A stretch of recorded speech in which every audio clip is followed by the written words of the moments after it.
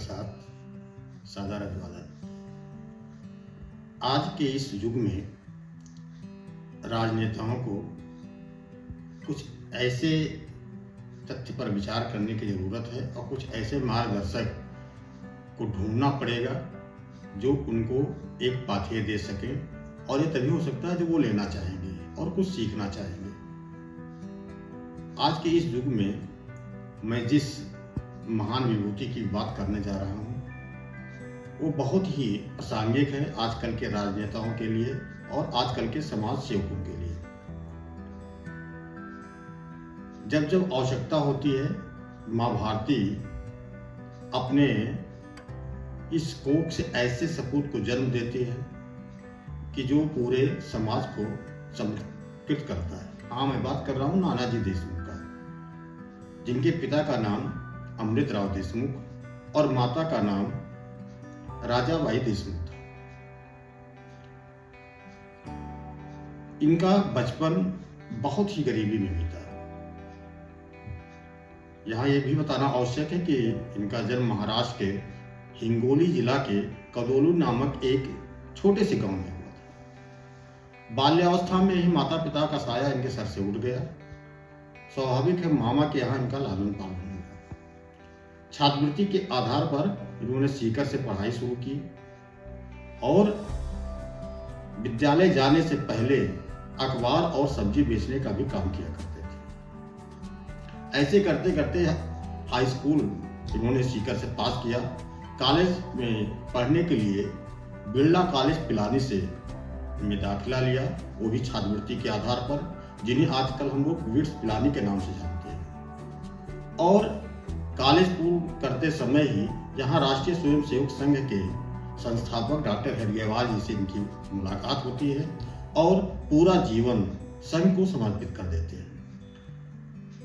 आगे चल करके इनको संघ का बहुत बड़ा दायित्व मिलता है और उत्तर प्रदेश के प्रांत प्रचारक के रूप में ये अपना काम शुरू कर देते हैं।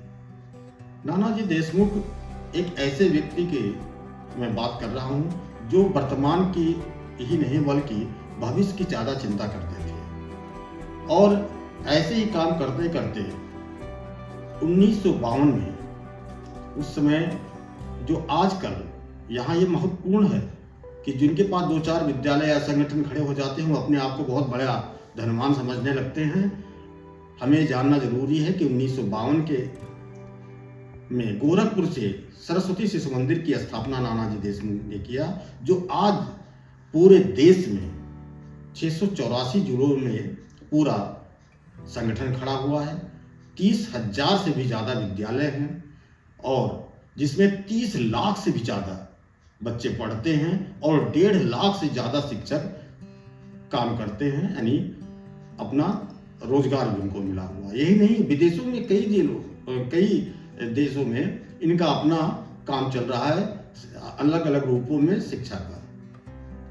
वहां से काम करते करते और एक समय ऐसा भी आता है जब जनसंघ के संस्थापक डॉक्टर श्यामा प्रसाद मुखर्जी गुरु जी से कहते हैं, जो द्वितीय सरसंघ चालक थे राष्ट्रीय स्वयंसेवक संघ के, कि हमको 2 ऐसे दीनदयाल और चाहिए कि जो पूरे भारत का नक्शा बदल दें। तो उसमें नानाजी देशमुख और अटल बिहारी वाजपेयी को राजनीति में संघ के माध्यम से पदार्पण किया गया और उस समय फिर जनसंघ के महामंत्री के रूप में बने।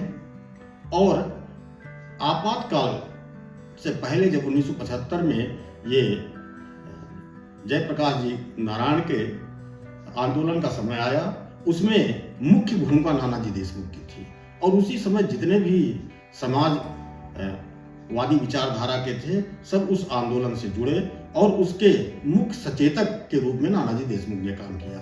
यहाँ तक कि जब वहाँ की सरकार, कांग्रेस की सरकार लाठीचार्ज कर रही थी जयप्रकाश जी के ऊपर, तो नानाजी उनके ऊपर लेट गए थे और उनके हाथ की हड्डी टूट गई। उसके बाद जनता पार्टी की स्थापना हुई और उसके संगठन महामंत्री के रूप में नानाजी ने काम शुरू किया, क्योंकि नानाजी सत्ता से कम संगठन पर ज्यादा ध्यान देते थे। और आपातकाल लगा, जैसा हम लोग जानते हैं 1975 में, और आपातकाल में जेल भेज दिए गए। जेल भेजने के बाद जब 77 में ये हुआ कि चुनाव होना है तो नाना जी को पहले ही बार चुनाव इसलिए लड़ना पड़ा कि अगर चुनाव के माध्यम से वो जेल निकल से बाहर आ सकते हैं। और बलरामपुर से पहली बार इन्होंने लोकसभा का चुनाव लड़ा और महारानी बलरामपुर जो कांग्रेस से थी उनके सामने बहुत बड़े मतों से जीत हासिल किया। और चूंकि दीनदयाल जी के विचारों से नाना जी अपने आप को बहुत प्रेरित किए हुए थे, तो दीनदयाल शोध संस्थान की स्थापना चूंकि पहले से ही झंडेवाला नई दिल्ली में कर चुके थे और कर्मस्थली जब गोंडा को चुना तो वहां एक आदर्श गांव के रूप में उसको विकसित किया, जिसका नाम जयप्रभा ग्राम रखा। और जयप्रभा ग्राम इसलिए रखा क्योंकि लोकनायक जयप्रकाश जी के नाम से जय और उनकी पत्नी प्रभावती के नाम से प्रभा, जयप्रभा ग्राम नाम रखा। एक आदर्श गांव इसलिए क्योंकि जहां पर शिक्षा हो, स्वास्थ्य हो, स्वावलंबन हो और सदाचार हो, इस चारों दृष्टि से वहां उन्होंने काम शुरू किया। शिक्षा की दृष्टि से चिन्मय ग्रामोदय विद्यालय, स्वास्थ्य की दृष्टि से रामनाथ आरोग्य धाम और महिला अस्पताल, स्वावलंबन की दृष्टि से ट्रेनिंग कम प्रोडक्शन सेंटर और सदाचार की दृष्टि से चारों धाम यानी भक्ति धाम मंदिर की स्थापना वहां कराई। एक आदर्श गांव इसलिए भी चुना कि जहां पर डाकखाना भी हो, बैंक भी हो, रोजगार के साधन भी हो और एक बढ़िया संस्कार केंद्र हो, तो मंदिर की स्थापना कराई।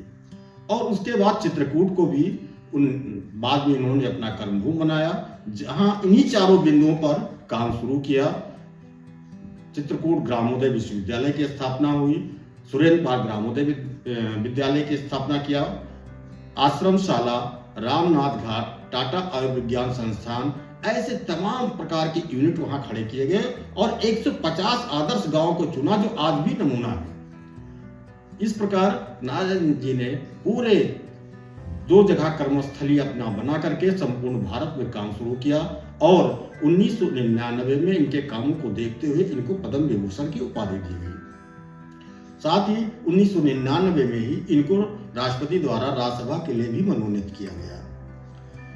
और इसके बाद जब यहाँ ये भी बताना जरूरी है कि जब 1977 में जनता पार्टी की सरकार बनी तो इनको केंद्र में मंत्री बनाया जाना था, लेकिन इन्होंने मंत्री पद लेने से इनकार कर दिया। इसलिए इनकार किया क्योंकि जो इनका अपना मानना था कि जो 60 वर्ष से ऊपर हो जाते हैं, जैसे हम सरकारी कर्मचारी को सेवानिवृत्त करते हैं, ऐसे राजनेताओं को भी राजनीति से संन्यास लेना चाहिए।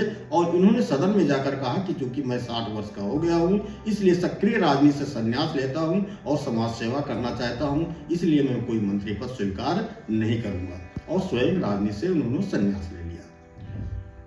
ये एक आदर्श प्रस्तुत किया उन्होंने, जिसका कोई आज राजनेता इस युग में न पालन कर सकता है। इतना बड़ा संगठन होने के बावजूद कहीं भी इनके नाम से कोई 1 इंच जमीन नहीं, कोई 1 रुपया इनके नाम से नहीं, यहाँ तक कि स्वयं क्या शरीर भी उन्होंने दान कर रखा था कि मरणोपरांत मेरा शरीर ये अपना रिसर्च के काम में आ जाए। और इतना बड़ा शिशु मंदिर और विद्या मंदिर खड़ा करने के बावजूद भी इनको कहीं ये मलाल कभी भी इनके मुंह से ये नहीं सुना गया कि मैंने खड़ा किया है। तो ऐसे सच्चे सपूत थे नानाजी देशमुख, जो आजकल करके इस युग में राजनेताओं के लिए बहुत बड़े प्रेरणा बन सकते हैं। लेकिन सवाल यह प्रेरणा लेने वालों की। इनका सबसे बड़ा मूल मंत्र था क्या?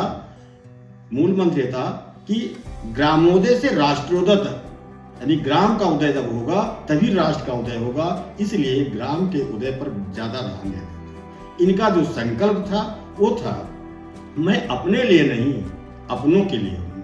अपने वह है जो पीड़ित और उपेक्षित है। और सबसे अच्छी चीज ये थी कि इनके हर कार्यक्रम में एक गीत गाया जाता था, जिसकी 2 पंक्तियां मैं आपके सामने रखना चाहता हूं कि हर हाथ को देंगे काम, हर खेत को देंगे पानी। हर हाथ को देंगे काम, हर खेत को देंगे पानी, दुल्हन बनकर फिर से सजेगी अपनी धरती रानी, अपनी धरती रानी। ऐसे थे नानाजी देशमुख, जो आजकल सभी के लिए एक बड़ा स्रोत बन सकते हैं, जिनको भारत सरकार ने मरणोपरांत 2019 में भारत रत्न से नवाजा।